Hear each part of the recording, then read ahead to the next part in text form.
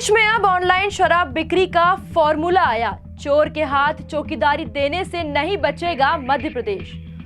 Corona curfew के दौरान इंदौर सहित प्रदेश भर के कोने कोने में चोरी चुपके शराब के अवैध कारोबार की बढ़ती खबरों से अब प्रदेश की शिवराज सरकार भी चिंतित नजर आने लगी है। शहर दर शहर देशी विदेशी और कच्ची सफेद शराब की कालाबाजारी रोकने के लिए गत दिनों शिवराज कैबिनेट की बैठक में ऐसा अजीबोगरीब प्रस्ताव आया है जिससे शराब के अवैध कारोबार पर लगाम लगाने की जगह उसे और बढ़ावा ही मिलना लगभग तय माना जा रहा है। दरअसल कोरोना कर्फ्यू के दौरान भी प्रदेश भर में शराब की कालाबाजारी की बदनामी से बचने के लिए शिवराज कैबिनेट में छत्तीसगढ़ की नकल करते हुए ऑनलाइन बुकिंग पर शराब की होम डिलीवरी यानी कि घर घर पहुंचने का प्रस्ताव लाया गया।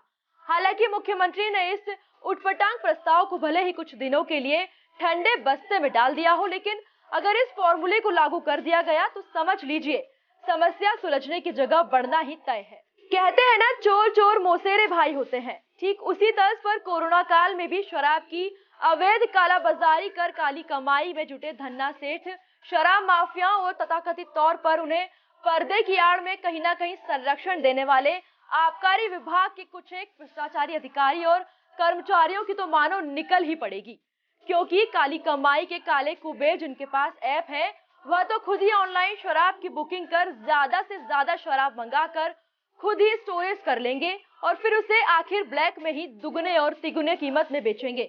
इसकी संभावनाओं से कतई इनकार नहीं किया जा सकता। ऐसे में उन गरीबों का क्या होगा जो ऑनलाइन शराब की बुकिंग नहीं कर सकते। अर्थात यह तो वैसा ही फॉर्मूला हुआ जैसे आसमान से गिरे और खजूर पर अटके। अब यह भी कहा जा सकता है कि माननीय शिवराज जी चोर के हाथ चौकीदारी देने से मध्य प्रदेश नहीं बचने वाला है।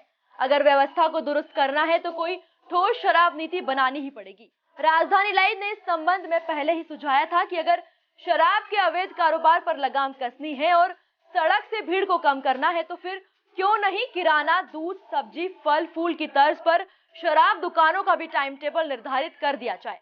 ऐसे में शराब के अवैध कारोबार को भी रोका जा सकता है और आवाम को भी कोई परेशानी नहीं होगी। इतना ही नहीं, सरकार के राजस्व को भी इससे फायदा ही होगा। यहाँ अब एक बात और आश्चर्य करने वाली है कि आखिर मध्य प्रदेश में दूसरे राज्यों की देखा देखी की होड़ क्यों मची हुई है।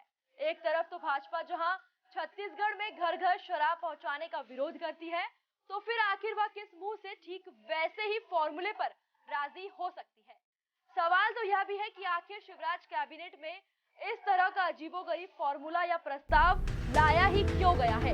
यह एक सबसे बड़ा आज का विचारणीय सवाल भी है, जिस पर शिवराज सरकार को बेहद ही गंभीरता के साथ और सोच विचार करने के बाद ही फैसला लेना उचित होगा। अगर शराब की ऑनलाइन बिक्री शुरू कर दी गई तो फिर शराब माफियाओं और उनके संरक्षण दाताओं की तो चांदी ही चांदी हो जाएगी। अर्थात समय रहते शिवराज सरकार को जनहित में ठोस उपाय कर ऐसा नियम लागू करना होगा जिससे सरकार की आय भी बढ़े और लोगों को दिक्कतों का सामना भी ना करना पड़े।